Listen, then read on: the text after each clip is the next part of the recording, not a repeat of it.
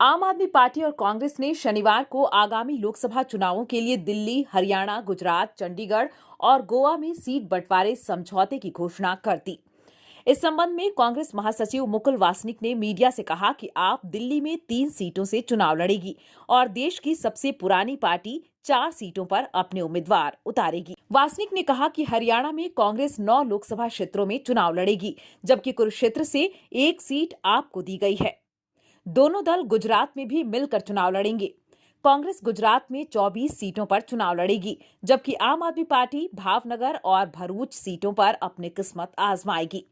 इसके अलावा कांग्रेस चंडीगढ़ और गोवा की 2 लोकसभा सीटों पर अकेले चुनाव लड़ेगी। पंजाब के लिए किसी सीट बंटवारे समझौते की घोषणा नहीं की गई। जहां सत्तारूढ़ आपने पहले कहा था, वह वहां सभी 13 लोकसभा क्षेत्रों में चुनाव लड़ेगी। वासनिक ने कहा कि आप और कांग्रेस दोनों अपने अपने चुनाव चिन्हों पर चुनाव लड़ेंगे। कांग्रेस और आम आदमी पार्टी के एक होने से दिल्ली की 7-7 सीटों पर मुकाबला रोचक हो सकता है। हालांकि गठबंधन के बावजूद यहां बीजेपी को हराना मुश्किल होगा।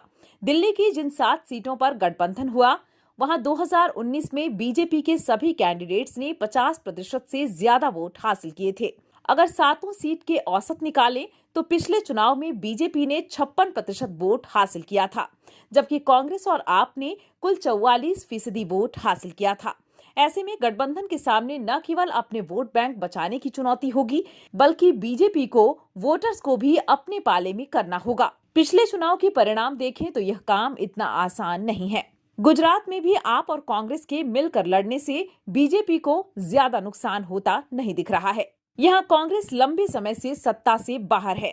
इसके अलावा गुजरात बीजेपी का गढ़ रहा है। हालांकि इस गठबंधन से बीजेपी को हरियाणा में कुछ नुकसान हो सकता है। गठबंधन के चलते यहाँ आमने सामने का मुकाबला होगा, साथ ही वोट बंटने की गुंजाइश भी खत्म होगी। इसके अलावा कांग्रेस गोवा में भी अकेले लड़ेगी। गठबंधन के चलते यहाँ भी वोट के बंटने की संभावना कम है। पिछले चुनाव में यहाँ कांग्रेस और बीजेपी दोनों ने ही एक-एक सीट हासिल की थी।